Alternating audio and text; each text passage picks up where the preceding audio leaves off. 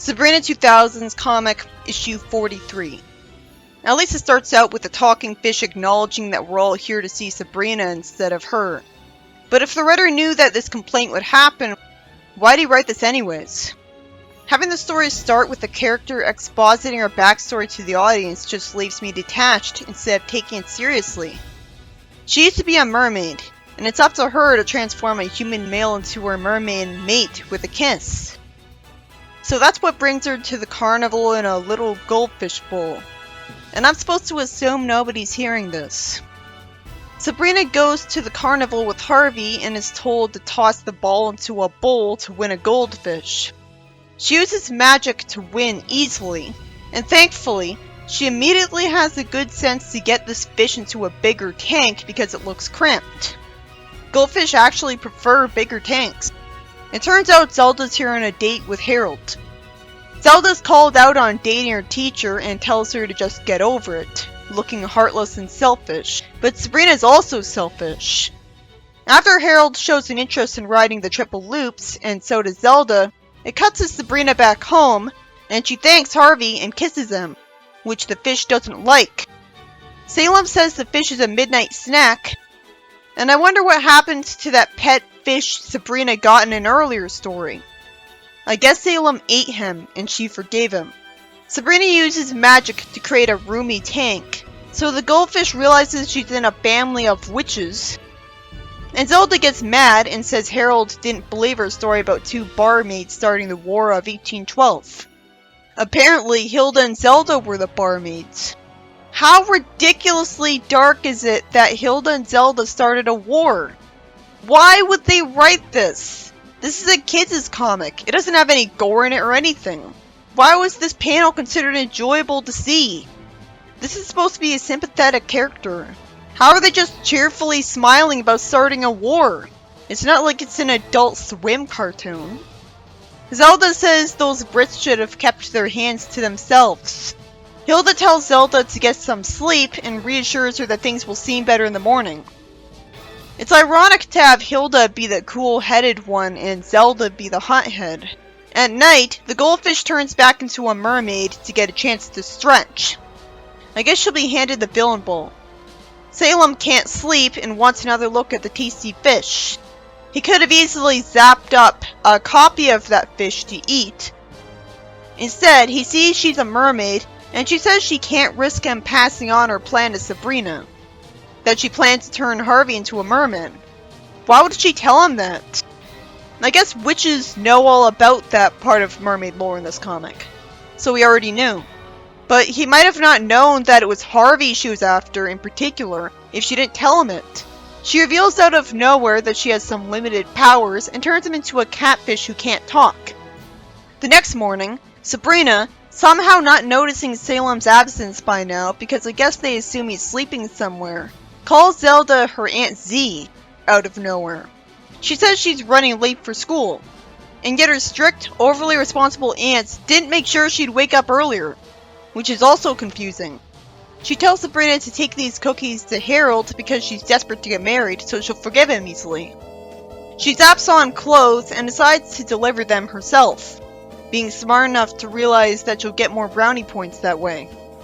The mermaid decides to go to school dressed as a human, and she can even zap up modern clothes for herself. It's certainly engaging and interesting to see brand new lore made up for mermaids in this comic. But it still makes me feel like the writer ran out of ideas for normal Sabrina stories when they use other magical human beings than witches, because the 70s comic didn't really do that, and it had hundreds of stories. And if this is based on actual mermaid lore, then it's not creative because it's just ripping off something else. It's interesting to see a mermaid look like a modern teenager. It cuts to Sabrina at school, where Harvey's once again acting uncharacteristically lovey-dovey with Sabrina, staring at her, and he apologizes, but then someone named Sandy Shore shows up, and he's suddenly infatuated with her. How is she able to just go to high school and immediately get registered as a new student without anyone confused about her lack of parents or legal guardians or legal place of residence? Even the earlier 90s comic made more sense, by having the new student supernatural being get told by the principal that she doesn't have any records of her. So there's no excuse for this mistake now. There's also no excuse for her eyes being drawn in a different creepy way, because she's already able to make a magical disguise, so she wouldn't be obvious about it. But somehow, no one freaks out about her black bug eyes, so apparently it only looks like that to the audience. Or no one freaking out is part of her disguise spell. Because she told the students that she likes swimming, Harvey says she should go join the girls' swim team, and apparently is on the guys' swim team. She does great and impresses Harvey. Why write him to be more lovey-dovey with Sabrina, when he's also become fickle and easily impressed by other women, like the 70s Harvey, that sends confusing mixed messages. Sabrina tells Hilda that there's something fishy about that new girl at school, and meanwhile, no one in her family is wondering where Salem went and trying to get him back. Or maybe they are, off-screen, but you'd think they'd all notice the brand new catfish in the tank and get suspicious right away. Wouldn't she have to remember to try to feed the fish every morning? So wouldn't she have noticed that there was a new catfish in there right away? Instead, this is an idiot plot. The next day, Harvey says he won't go on a date with Sabrina after school, apologizes, and says he promised Sandy to do extra swimming practice with her. Why did it take until the next day for ants to notice Salem's absence?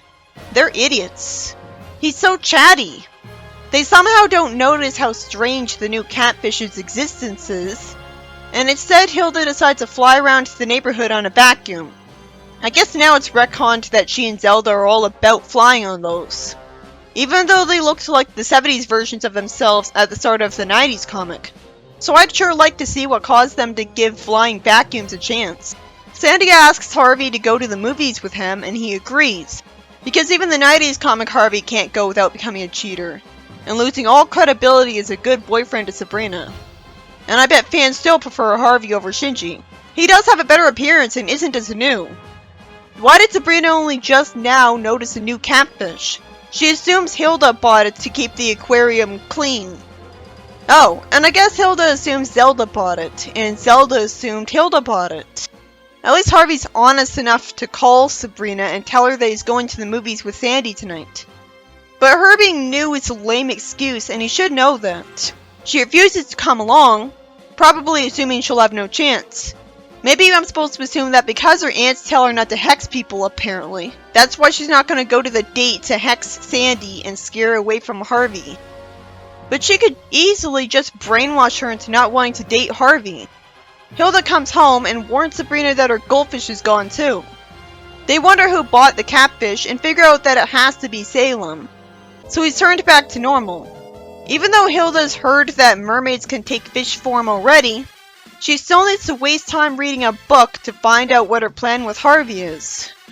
And Sabrina's somehow stupid enough to ask who she's after. At least Salem Lampshades, I thought you'd realize by now.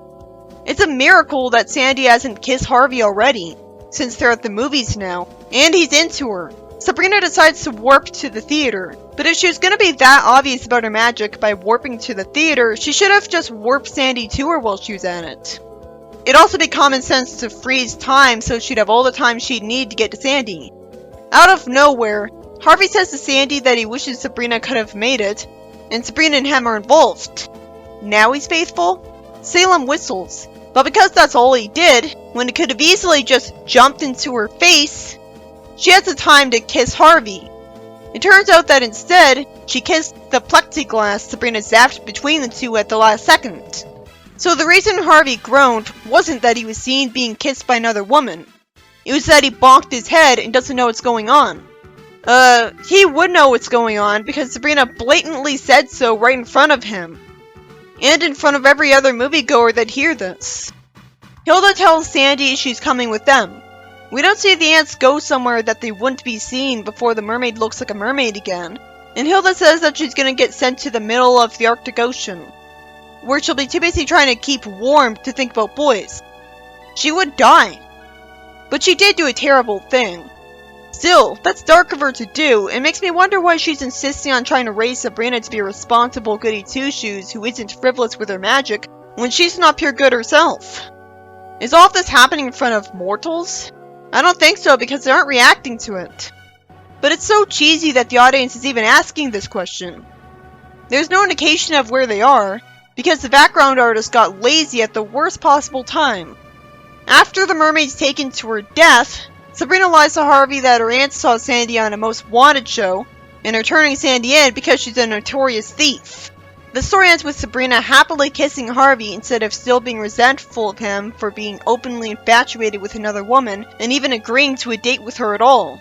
Then after we're told the story ended, the mail shows up, and Zelda says she prefers her mail to fly over to her, which freaks out the person in the mail truck. It's nice to see her be obvious with magic and freak someone out. It's real 70s Sabrina of the comic for a change. In fact, it's directly ripped from the 70s cartoon. Zelda zaps up a kitty carrier around Salem to have an excuse to visit the new vet. I guess there's a dark reason for why they have to have a new vet. At the very least, because he's sick. Zelda asks to shake his other hand to see that he doesn't have a wedding ring, which just confuses him. She makes it clear that she's into him, and she uses magic to make him think Salem has a fever, so he decides to run hours' worth of tests on Salem. He ends up saying that the thermometer was faulty. Zelda thanks him, and lucky for her, he actually does ask her out. Is the story going to mention that she's cheating? She goes home, and Salem decides to get revenge by calling Zelda's ex-husband to tell her what she did. I mean, Zelda did put him through hours of tedious tests he hated. When she already has a boyfriend. He may be betraying her, but she betrayed him first. He even calls her out, "I hear you abused poor Salem to get yourself a date." He turns Zelda into a dog and sends her to the vet, and she hates the vet for making physical contact with her the way he is. Surprisingly, she goes to the lengths of biting him. The spell on her gets cancelled, and he conveniently faints. Zelda says she learned her lesson, and to be fair, she did think that she realizes what she put Salem through. But she didn't learn not to cheat on Harold. At least the vet won't get her mad by not believing her about obscure history facts. Why did Melbourne say that this should ruin their date plans? Obviously a witch would be able to just erase his memory of what happened. I'm really glad she actually learned exactly what she put Salem through. Normally when one of the aunts does something wrong, she's never called out on it, and never learns how it feels. I don't feel sorry for her as much as Sabrina. It's one of the ways she's a better protagonist than Sabrina in this comic. It's too bad there's only 2 stories this issue, because one of them didn't have to last as long as it did with a premise like that. A goldfish sold on normal mortal Earth somehow turns out to be a mermaid that can turn men into mermen with a kiss in her human form, and conveniently turns Salem into a fish that Sabrina's family members all assume someone else bought until the next day. You'd think if goldfish like this existed on Earth, there'd already be plenty of well-known rumors about goldfish disappearing for no reason, and a hidden camera would eventually catch the truth. We didn't need the off-putting beginning part where the goldfish tells the audience her true nature, because we could have just found out when she turned into a human. And it could have skipped from Harvey Meteor to him calling Sabrina and saying that he's going to the movie with her. It's better for there to be a lot more than just 2 stories in a Sabrina comic, because otherwise, you get a story that's mostly boring because it's needlessly padded out to last that long. It's frustrating how unfaithful Harvey's acting and how clueless Sabrina's family is. Hilda already heard that mermaids could take on fish form. Too bad you didn't think to get into the habit of using a mermaid detector on any goldfish Sabrina would bring home. The second story is about Zelda, despite having a boyfriend, deciding to risk a relationship by spending a long time with her new vet, and subjecting Salem to hours' worth of tests after she makes him think he has a fever. So eventually, she does luck out and he asks her out. And thankfully, Salem contacts Zelda's ex-husband, and he turns her into a dog and makes her realize what she put Salem through. I'm really relieved that she got exact karma. But you'd think she'd be called out on being a cheater too. Sabrina 2000s comic, issue 44. I'm not looking forward to another Sabrina story with a ghost in it. Harvey approaches a haunted house, wanting to see if it's really haunted. What I can only guess is Betty thanks Harvey for giving permission to sleep here. Oh, it was Amy. Maybe she has the wrong shade of yellow for her hair. Harvey says her story for the school newspaper is bound to be an exclusive since they're knocking down the old manor in a couple of days. Why is Amy the only one who's mentioned to be working for the school newspaper, and not Sabrina? Sabrina's supposed to have an interest in that. Sabrina thinks this place gives her the creeps, when she hasn't even been inside it yet. And the story's already confusing enough because Sabrina's coming here with not only Harvey, but also someone she hates and two people I don't even recognize. Maybe one of them is the same character that Harvey talked to when Sabrina was kidnapped by a gorilla. But the artist isn't drawing the characters like he should be, so it's harder to get invested in the story because they're less recognizable. Sabrina, as a witch who's encountered ghosts before, is hopefully going here because she wants to protect her friends in case there really are ghosts. Also, Sabrina has a new hairstyle, because the artist was really bored of how she looked before, even though it doesn't suit her personality at all. It suits her being afraid in this story, but she's usually got no reason to be afraid, being a witch. Realistically, Amy complains that the old abandoned house is filthy. Harvey snarks at her because she shouldn't have had her hopes up, and Amy says they should split up to find the best place to camp out for the night and then meet back here in 5 minutes. Oh sure, split up in a haunted house. And Sabrina probably doesn't want to get teased by her friends for believing ghosts, which she would be if she just told her why that was a bad idea. Sabrina wonders why she feels so uneasy because she's not immortal. If the writer knew this was silly, why did he write it anyways? Sabrina has been given a lot of trouble because of a poltergeist in the 90s comic. She could have to avoid something thrown at her any second now. But all she'd have to do after seeing a ghost is call up a ghost exterminator again. She sneezes, and in a twist, it turns out the ghost is a good person because he's polite to her. And for some reason, both ghosts want to take credit for saying that. There's no way that their parents would have named them Slim and Blob unless both of their parents hated them. How convenient that they both know Sabrina's a witch, when she hasn't even used magic yet. I wish it was simply explained that they read her mind. But since when can ghosts do that? This is lazy writing. And it's already off-putting enough that she has a different hairstyle for no explained reason. Predictably, the reason Sabrina got a funny feeling before coming here was that supernatural types can detect each other. How convenient. Sabrina's still rude and intimidated, asking what they want of her, even though they clearly are acting polite. This is out of character. Even in the 90s comic, she was a badass when she got faced against a ghost when he was in that lighthouse. She just immediately turned herself into a ghost to scare him. Here, she's acting just as wimpy as animated series Sabrina. There's no excuse for that. Naturally, the ghosts want to find another place to live with her help. The ghosts make it clear that they can't wait to meet her friends. They're polite enough to waste time saying bless you, but they can't wait to scare some mortals? Can the writer make up his mind? She could zap up a force field around them and teleport the force field away, with them in it. Finally, Sabrina traps them in bottles before they could say boo. For some reason, Harvey asks her why she's talking to a bottle, when she clearly called them poltergeists right in front of him. And yet another panel is wasted on Amy making fun of her, and she has to make up a lie. She could have easily not talked after bottling the ghosts. It turns out they found some place to sleep. The ghosts want revenge for being put in a bottle, which wouldn't happen if Sabrina had the common sense to completely destroy them with a single point.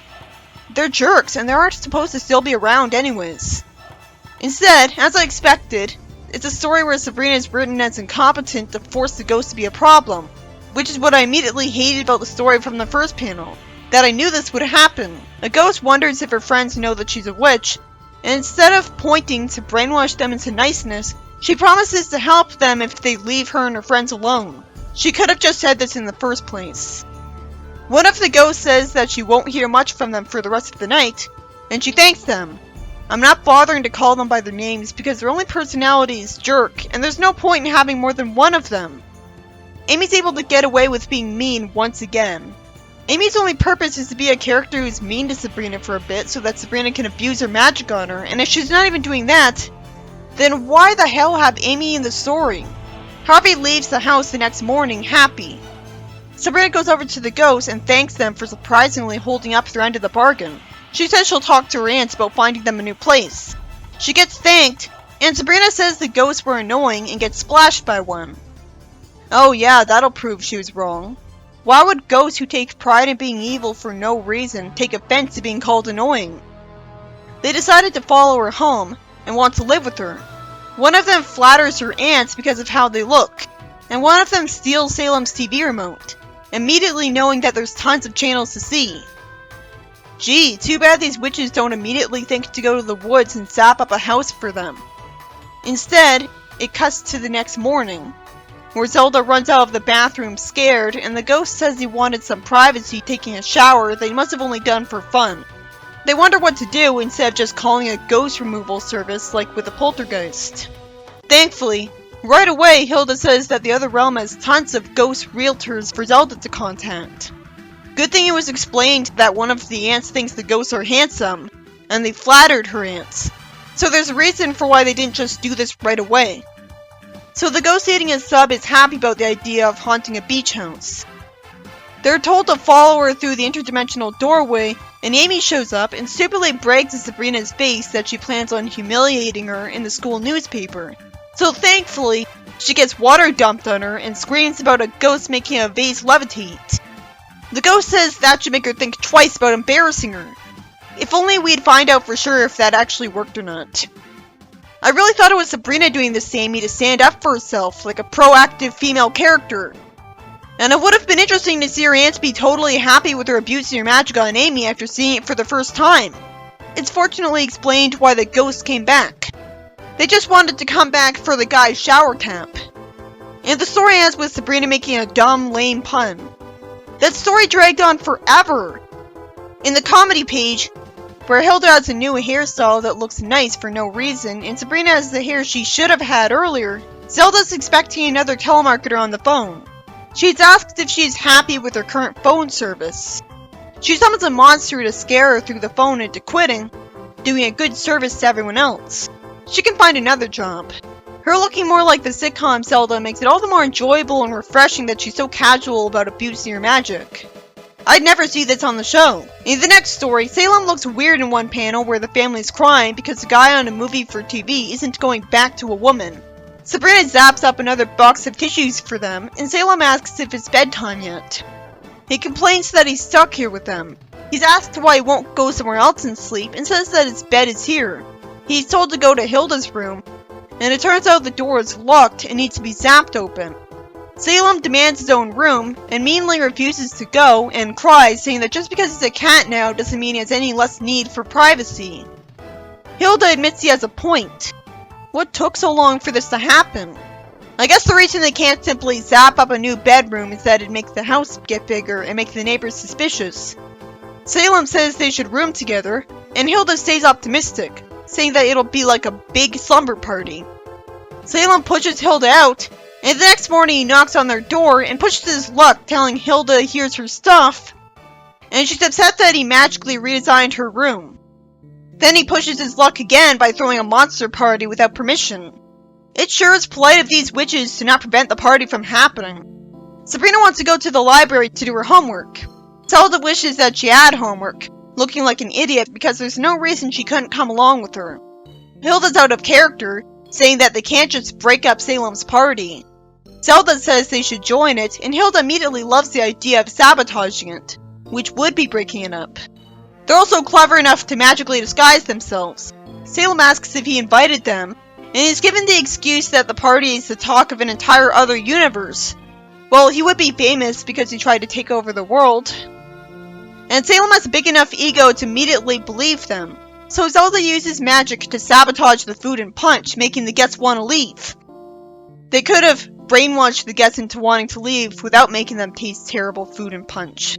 Why is one of the aunts totally casual about having an Enchantra hairstyle when they freaked out at Sabrina having an Enchantra costume earlier? Hilda takes her room back, and rather than them building an add-on, Salem wishes he had more privacy because his room is in the laundry room. So he has to hand Sabrina her clothes. This is the kind of story that wouldn't be out of place in the animated series. In the next story, Sabrina's dancing to the radio while holding a CD, and Salem complains about her loud music. She tells Harvey about the band she likes, and he says they're for girls while he's into a band with the word rap in it. So Sabrina thinks that he's clueless. He invites her to a concert and dinner, and Sabrina agrees to it, even though she thinks sarin rap is lame. I wish I was told why ahead of time, but she just can't resist Harvey's smile. Then at the spell school she clearly doesn't need to go to, she is congratulated on a duplicating potion she made. She already proved she could duplicate herself without a potion. She thanks Shinji, and conveniently, he sees the CD that she arbitrarily put in her school backpack that's sticking out of it. And he loves it and invites her to a concert. Good thing he knows about mortal things after all. Surprisingly, she stops to think for a second, before saying yes to him anyways because he's just her friend. Then she immediately thinks she should be ashamed anyways, and says she made a date with 2 boys in one night, when, if Shinji's just a friend, that's not a date and therefore nothing to really be ashamed of. We already saw a story where she duplicated herself to get away with dating 2 guys. Go figure, she uses the potion. Why did she even consider it when she can do it without the potion? Sabrina thinks the rap concert is dumb. I feel really bad for her for being there. She should have just agreed to dinner. It's common courtesy for the writer to tell us which one is the real Sabrina, but no, that'd be care put into the writing. And this is already a lazy story as it is by blatantly stealing a plot. So because bullshit, both guys conveniently decide to take her to the exact same restaurant out of all the other types of restaurants. Another cliche that we already saw in the comic. If it has to be contrived and forced to backfire on her this way, it's not really teaching the lesson. Also, she's not dating Shinji, so she shouldn't be shamed in the first place. The 2 Sabrinas see each other without their dates seeing them. So Sabrina tells Harvey she has a headache, which she cleverly says is from the loud concert, and runs out of the restaurant not even getting to eat the sushi. That sucks. Meanwhile, Shinji doesn't fall for it and knows what she's up to because he's a warlock too. He's impressed because she's clever and great at magic. If she was clever, she'd have told him the truth in the first place. She didn't have to lie to him because they weren't dating. His design is bad. Why does he have colored eyes in an Archie comic? It's too bad he's a better fit for Sabrina when he looks like this. The story ends with her being unhappy that he says Harvey should watch out because he's gonna have some competition. Oh. I thought she'd be happy that he likes her for who she is and she could be honest with him and she'd fall in love with him. But instead of a genuine love triangle, she doesn't like him back, so it's just totally pointless and makes him look bad out of nowhere. Maybe the reason I wasn't enjoying myself as much with this episode is that it's not nearly as exciting to see a story where Sabrina barely ever uses magic. Did she only use magic the one time to duplicate herself? The first story was about Sabrina being a total wimp around ghosts, and not just brainwashing them to leaving her alone, when they want to find somewhere else to live, so that's stupid. Then there's a story where Salem wants a new bedroom to himself, and he somehow is stupid enough to push his luck and do stuff that's obviously gonna get the ants mad at him, so he has to deal with the laundry room being his new bedroom. And then there's a really lazy story that rips off 2 different plots that we already saw before, where Sabrina has a date with both Harvey and Shinji, and she duplicates herself, somehow needing a potion to do it this time, when she's older now, and she doesn't get caught and get in trouble, which is a nice change of pace, and for another twist ending, well, Harvey doesn't figure out what happened, after she depresses us by having to run out on her date with him. Shinji does figure out what happened, but is fine with it and is impressed with her magic skill. Which isn't very self-aware of the writing though, because if she was really good at magic, she wouldn't need a potion.